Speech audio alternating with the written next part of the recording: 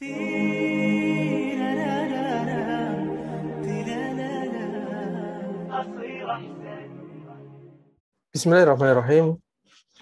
Assalamualaikum warahmatullahi wabarakatuh. Alhamdulillah, salatu wassalamu ala rasulillah, wa ala alihi wa sahbihi ajma'in, amma ba'd. Kaum muslimin dan muslimat, teman-teman sekalian yang dirahmati Allah Subhanahu wa taala. Pada kesempatan yang berbahagia ini, ya kita akan sama-sama melihat kisah yang disebutkan di dalam riwayat, bahwasanya kisah dua orang ibu, ya. Kisah dua orang ibu, yang dimana ibu ini masing-masing di antara mereka memiliki seorang bayi. Suatu ketika, kedua ibu ini pergi di sebuah padang rumput untuk mengurus tanaman atau ladang mereka. Saat mengurus ladang tanaman mereka, bayi mereka diletakkan di atas batu besar.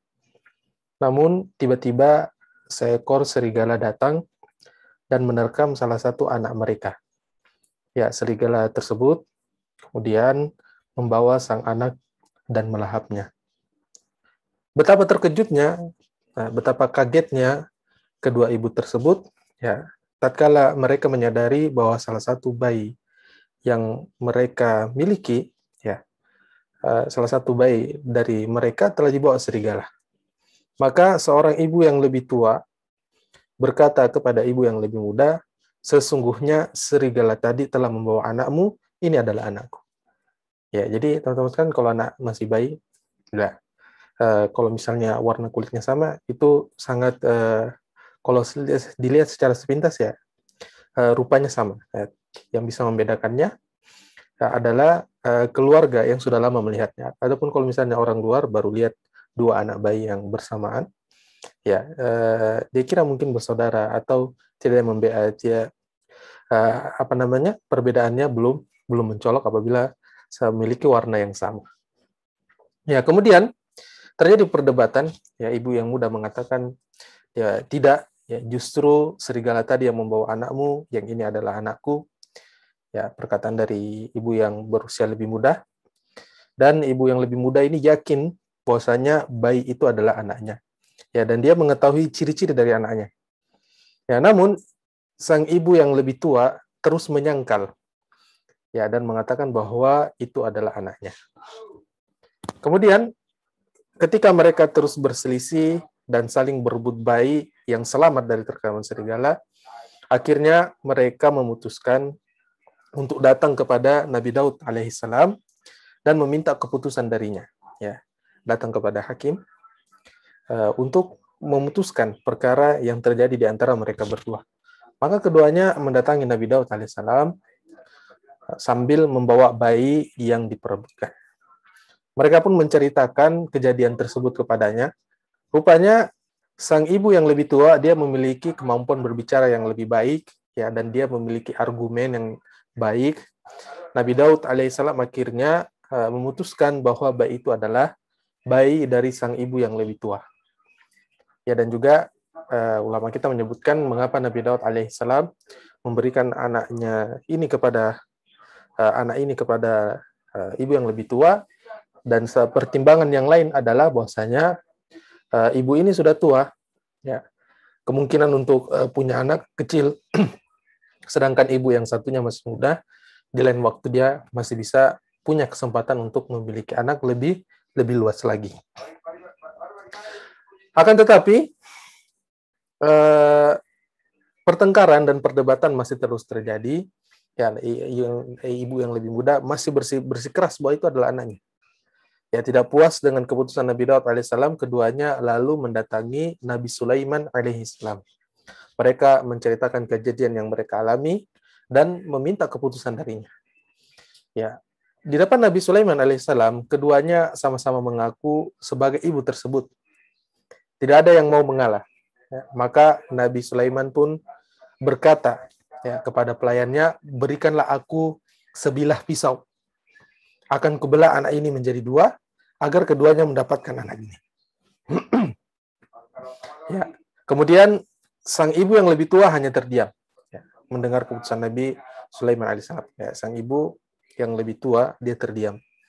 Ya, saat pisau hendak diayunkan ke bayi tersebut, sang ibu yang lebih muda kemudian menangis, ya, sambil memohon kepada Nabi Sulaiman alaihissalam, tolong jangan lakukan itu wahai tuanku. Ya Nabi Allah, jangan lakukan itu.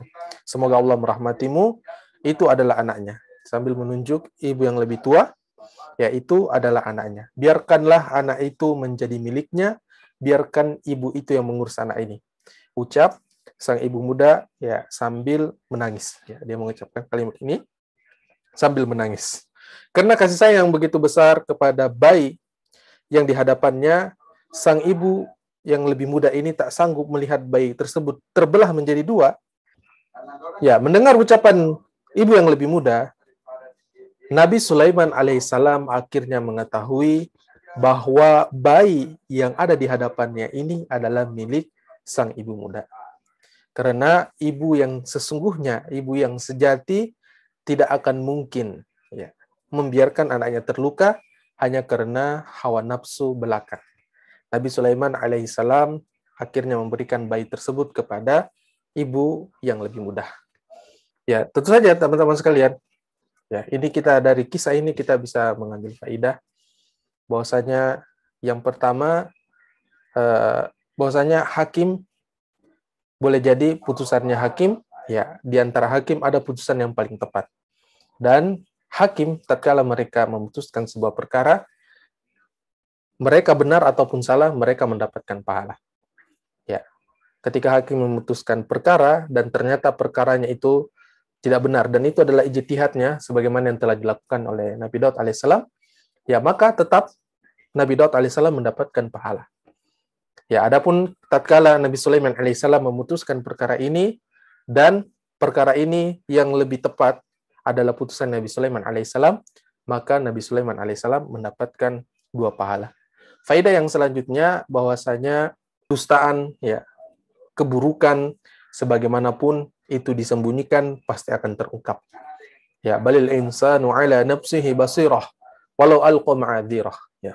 Sesungguhnya jiwa itu mengetahui apa-apa yang ada di dalam dirinya, ya. Mengetahui kadar dirinya. Ya, walau alqa ma'adzirah.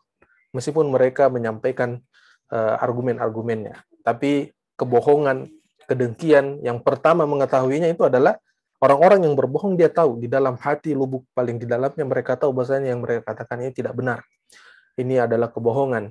Tapi suatu saat Allah Subhanahu wa taala akan menunjukkan mana yang benar dan kemungkaran, kebatilan, ya, penipuan itu akan dilenyapkan oleh Allah Subhanahu wa taala pada waktunya. Mereka tidak akan kekal. Boleh jadi mereka akan berkuasa ya hanya beberapa saat.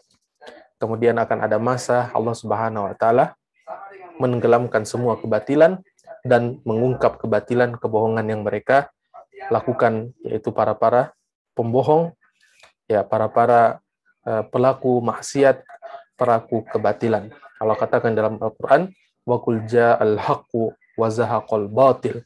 Katakanlah telah datang kebenaran dan telah hilang kebatilan. Innal batila kana zahuqa. Dan kebatilan itu pasti akan lenyap. Menjadikan kita orang-orang yang jujur dalam berkata, dalam melakukan tindakan dalam kehidupan sehari-hari kita, dan kita adalah orang-orang yang mengutamakan kejujuran. Subhana rabbika rabbil izzati amma yasifun wa salamun alal mursalin walhamdulillahi rabbil alamin wa tahiyyatuhum fiha salam. Assalamualaikum warahmatullahi wabarakatuh.